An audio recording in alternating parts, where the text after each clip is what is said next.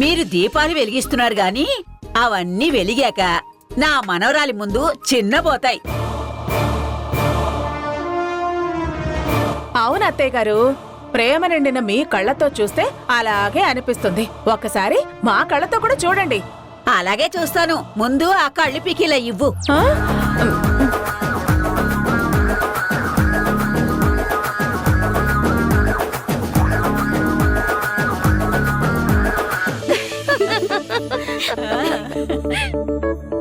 అవును, మగమహారాజులు ఎవ్వరూ కనిపించట్లేదు. ఎక్కడికెళ్లారు? అవును, మన కోసం ఏదో సర్ప్రైజ్ ప్లాన్ చేస్తున్నారక్క. అవునా? మ్మ్.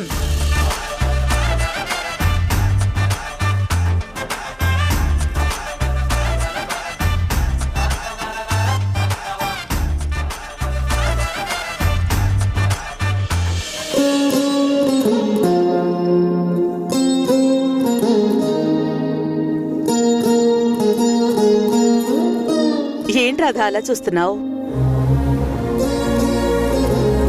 మీరిలా సరదాగా సంతోషంగా ఉన్నప్పుడు చాలా బాగుంటారు మేడం.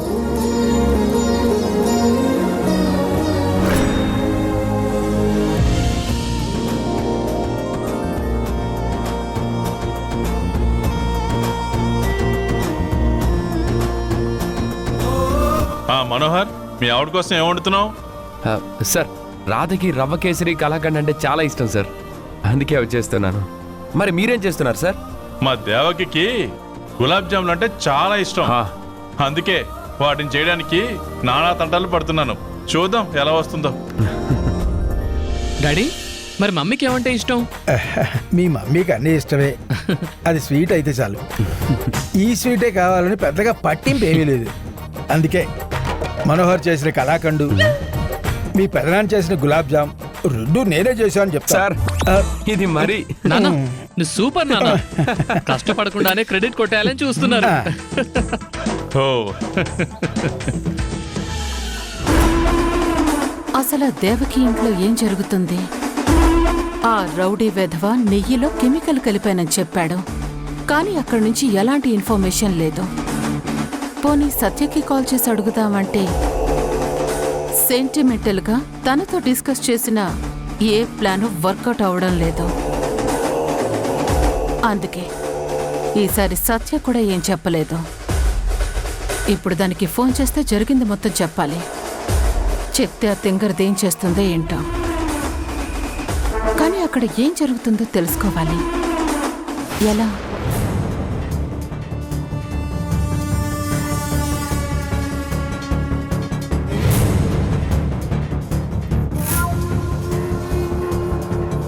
ఫైర్ యాక్సిడెంట్ జరిగితే సత్యని కాల్ చేస్తుంది. అప్పటి వరకు వెయిట్ చేద్దాం, లేదంటే కాసేపు తర్వాత చేస్తాను.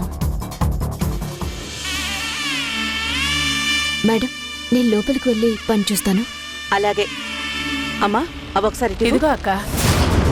అమ్మా, నేను కొంచెం సర్దొస్తా. వెళ్ళు తల్లి, వెళ్ళి ఇది కూడా పెట్టక్క. ఆ ప్రమిదల్ని ఆ, వెలిగించు. సరే సరే.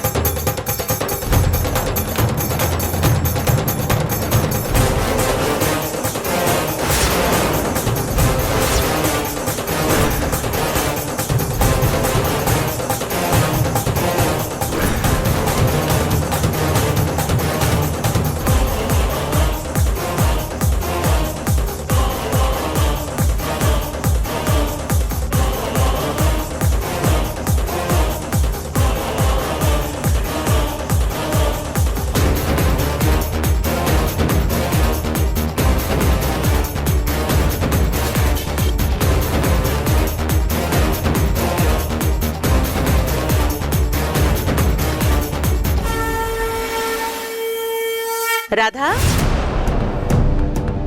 మేడం, టైం అవుతుందమ్మా. ప్రమిదల్లో ఆవు నెయ్యి ఒత్తులు వేయడం అయిపోయిందా? అయిపోయింది మేడం. మీరు వెలిగించమంటే వెలిగిస్తాను. ప్రతి దానికి రాధా రాధా రాధా వెళ్ళలేకపోతున్నాను. రాధా నీ చీర బాగుంది, రాధా పని అయ్యిందా, రాధా అదయిందా ఇదయిందా అంటూ రాధ భజన ఎక్కువైపోయింది. సరే రాధా, ఈ నువ్వుల నూనెతో వెలిగించిన ప్రమిదలతో ఆ ప్రమిదల్ని వెలిగించు. వచ్చి తీసుకెళ్ళమ్మా, రా. సరే.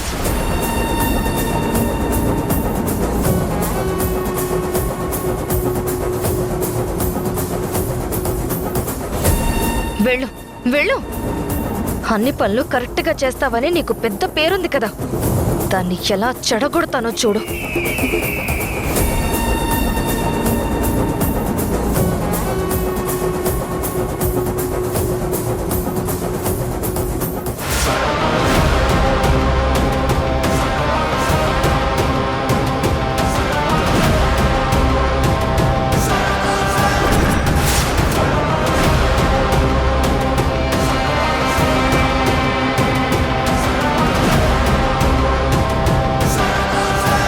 రా రా, వచ్చి ప్రమిదలు వెలిగించటం కాదు, నూనెలో అడుగు పడగానే ఒక్క బోర్లా పడతావు.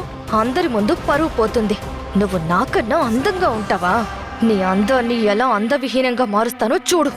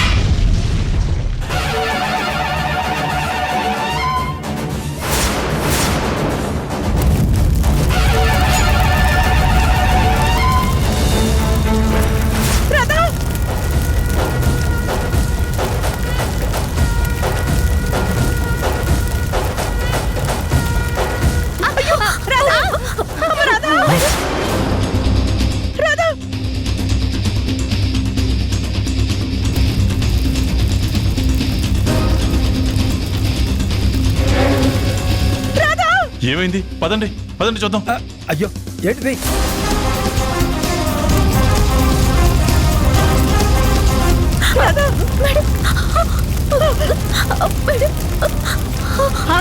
అయ్యో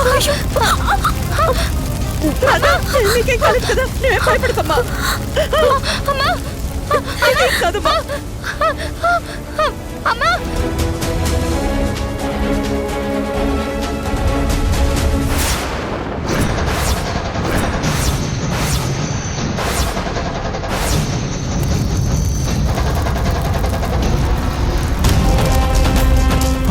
దేవకి, రాధా, ఏమైంది? గాయత్రి, రేయ్, రా.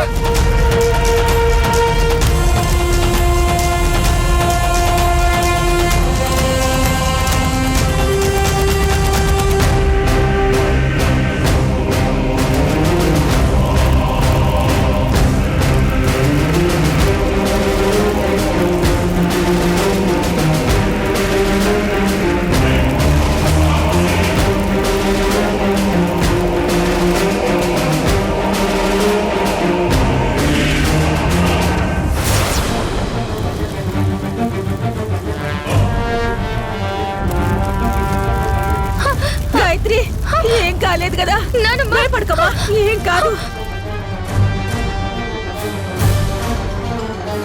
రాధా, నీకేం కాలేదు కదా.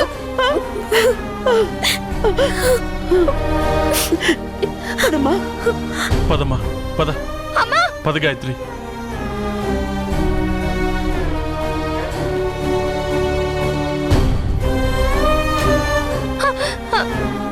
కూర్చోమ్మా. గాయత్రి, భయపడకమ్మా, ఏం కాదు. అక్క, నేను వెళ్ళి వెన తీసుకొస్తాను. సరే.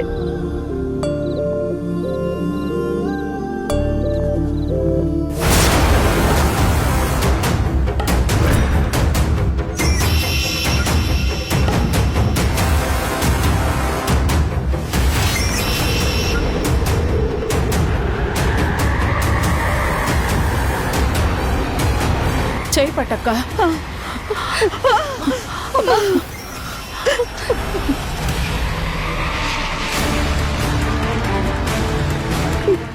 నొప్పిగా ఉందమ్మా.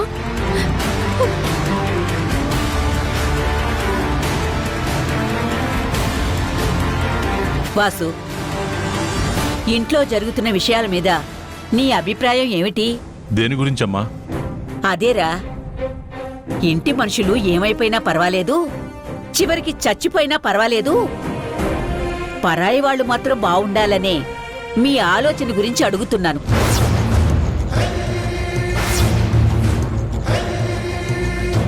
అసలు నువ్వేమంటున్నావమ్మా? అలాంటి ఆలోచనలు ఎవరికుంటాయి? ఇంకెవరికుంటాయి? నీ భార్య, నా కోడలైన దేవకికి.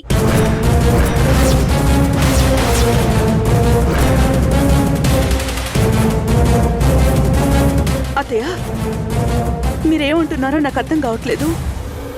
నువ్వు మాట్లాడుకు దేవకి. ఈ పరాయి దాని మీదున్న ప్రేమతో కళ్ళు మూసుకుపోయి కన్న కూతురు మంటల్లో ప్రమాదంలో ఉంటే రక్షించుకోవడానికి పరిగెత్తాల్సిన నీ కాళ్ళు ఆ రాధని రక్షించుకోవడానికి పరిగెత్తాయి అంటే అసలు నీకు మాట్లాడే అర్హత ఉందా?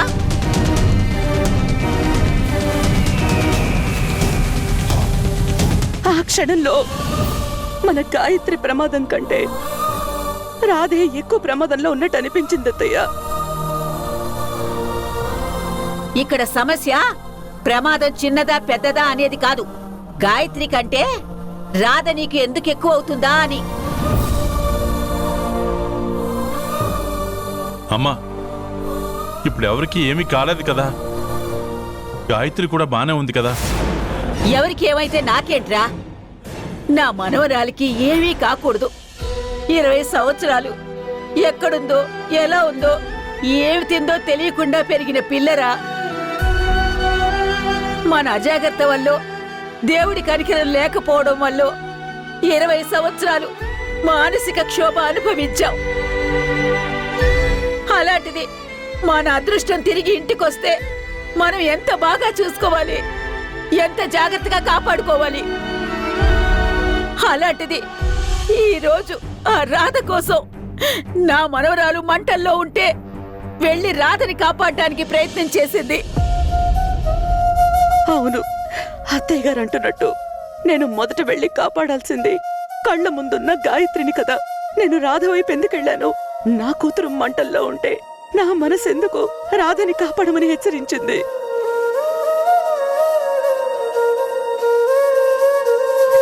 ఆ రాధ మన ఇంట్లో అడుగు పెట్టినప్పటి నుంచి మనకేదో మంచి జరుగుతుందని ఆలోచిస్తున్నారే గాని చెడే ఎక్కువ జరుగుతుంది. ఈ రాధ వచ్చినప్పటి నుంచి ఈ ఇంటికి దరిద్రం పట్టుకుందిరా.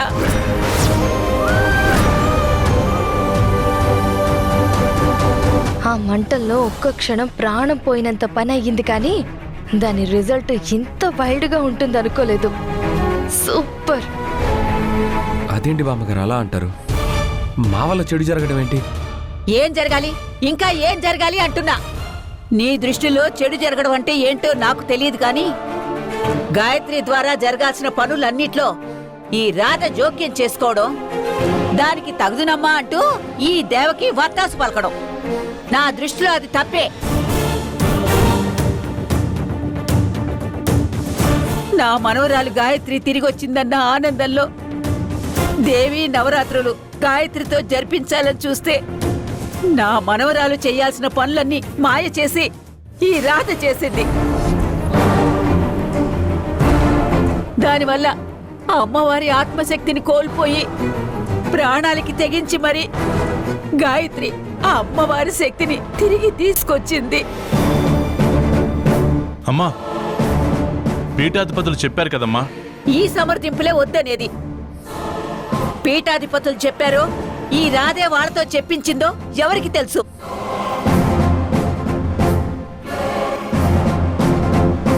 మొన్నటికి మొన్న గాయత్రికి ప్రాణగండాలున్నాయి, జాగ్రత్తగా ఉండమని సోదమ్మ చెప్పింది.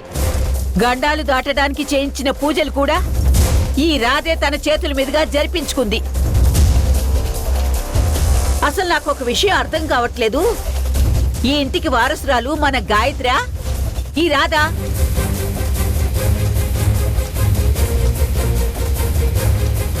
మిమ్మల్ని అందరినీ తోలు బొమ్మల్ని చేసి ఆడిస్తుంది రాధ. ఏ ముహూర్తంలో అడుగు పెట్టిందో, ఏ మందు పెట్టిందో తెలియదు గాని మీరందరూ కూడా తనకి బానిసలైపోయారు.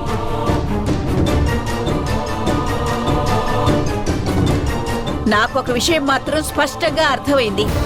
ఈ రాధ మన ఇంట్లో ఉంటే మనకి మనశ్శాంతే ఉండదు. అందుకే వీళ్ళని వెంటనే పంపించేయండి.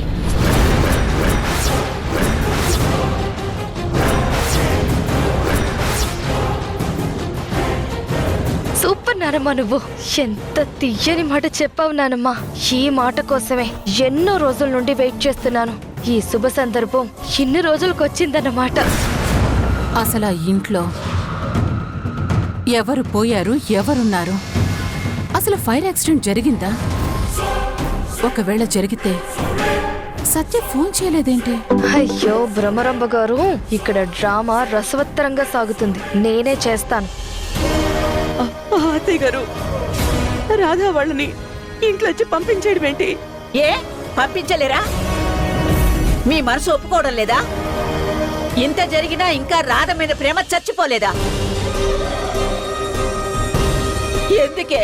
ఎందుకే ఈ ఇంటికి శని దాపరించినట్టు దాపరించావు? మా ఇంట్లో సంతోషాలన్నిటినీ దూరం చేశావు. ఏ జన్మలో నీకు ఏ పాపం చేశావే ఈ జన్మలో ఇలా తగులుకున్నావు? ఏం మందు పెట్టావో, అసలు నువ్వు ఏం ఆశిస్తున్నావో చెప్పవే. బామ్మగారు, మీరు మాటలు మీరుతున్నారు. మేము ఎంప్లాయీస్మే గాని ఆత్మాభిమానం లేని వాళ్ళం కాదు. ఏం చేసినా, ఎన్ని ప్రమాదాలు ఎదుర్కొన్నా అది మీ ఇంటి కోసం, మీ కుటుంబం కోసమే. ఇందులో మా స్వార్థం ఏమీ లేదు. బాబు నాయనా, అంత ఆత్మాభిమానం ఉన్నవాడివి అయితే వెంటనే ఇంట్లో నుంచి వెళ్ళిపోండి. మీరు చేసిన సేవలు చాలు. మా ఇంటి కోసం, మా కుటుంబం కోసం మీరిక ఏ త్యాగాలు చెయ్యొద్దు. దయచేసి వెళ్ళిపోండి.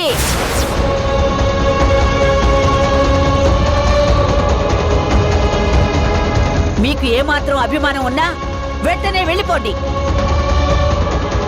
ఇన్ని అవమానాలు, ఇన్ని నిందలు మోయాల్సిన అవసరం మాకు లేదు.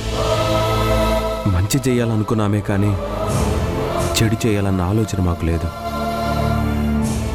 అలాంటి మమ్మల్ని మీరు ఎంత అవమానించాక ఇక మేము ఇక్కడ ఉండకూడదు. రాధా, పద.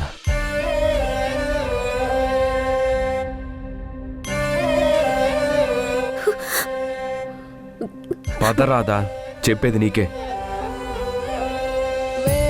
అక్షరాలు కోటి పుస్తకాలు చెప్పలేని ప్రేమ అమ్మే కదా.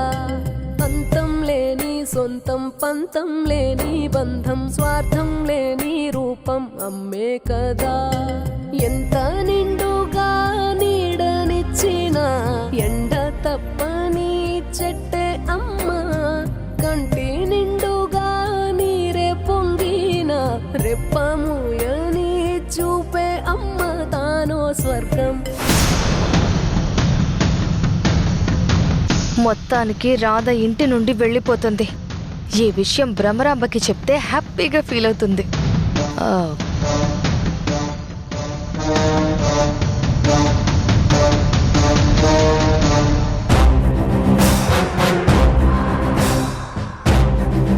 ఏంటి మనోహర్, ఏమైంది? ఎందుకు తీసుకొచ్చావు? ఏమైందో నీకు అర్థం కావట్లేదా రాధా? అక్కడ నిన్ను ఎన్నెన్ని మాట్లాడుతున్నారో నీకు వినిపించట్లేదా? ఎలా తట్టుకుంటున్నావు రాధా? వింటున్న నాకే రక్తం మరిగిపోతుంది. మాటలు పడుతున్న నువ్వెందుకు ఇలా ఉంటున్నావో నాకు అర్థం కావట్లేదు. మనం ఇలా మాటలు పడుతూ ఇక్కడ ఉండడం నా వల్ల కావట్లేదు. మనోహర్, ఎందుకు ఇలా మాట్లాడుతున్నావు? నువ్వు మాట్లాడుతుంటే నాకు కొత్తగా అనిపిస్తుంది. వాళ్ళేదో అన్నారని మనం తొందరపడటం కరెక్ట్ కాదు కదా. అవునా? నా మాటలు కొత్తగానే ఉంటాయి. మొదటిసారి మాటలు అన్నప్పుడే సరైన సమాధానం చెప్పుంటే ఇంతవరకు వచ్చేది కాదు. అంటే ఏంటి? ఇప్పుడు ఏం చేద్దామని? తిరిగి వాళ్ళని తిడతావా? తిట్టి గొడవ పెట్టుకునే ఉద్దేశం ఉంటే ఎప్పుడూ ఆ పని చేసి ఉండేవాణ్ణి. మరి చూడు రాధా, నిన్ను అనవసరంగా ఎవరైనా ఏమన్నా అంటే భరించే ఓపిక నీకున్న ఆ శక్తి నాకు లేదు.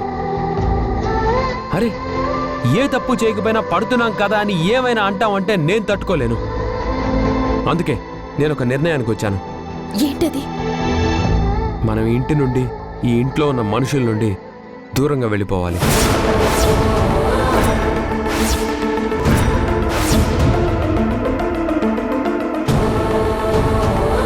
ఏం మాట్లాడుతున్నావు మనోహర్? అవును రాధా, నువ్వు విన్నది నిజమే. వద్దు రాధా, మనం వెళ్ళిపోదాం. అనవసరంగా వాళ్ళెవరితోనో మాటలు పడాల్సిన అవసరం మనకి లేదు.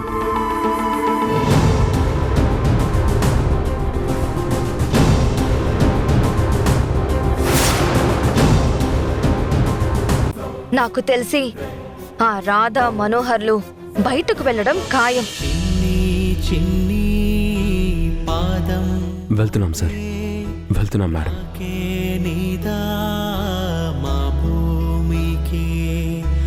మన్నే దాచే ముత్యం నీవే చేరావులే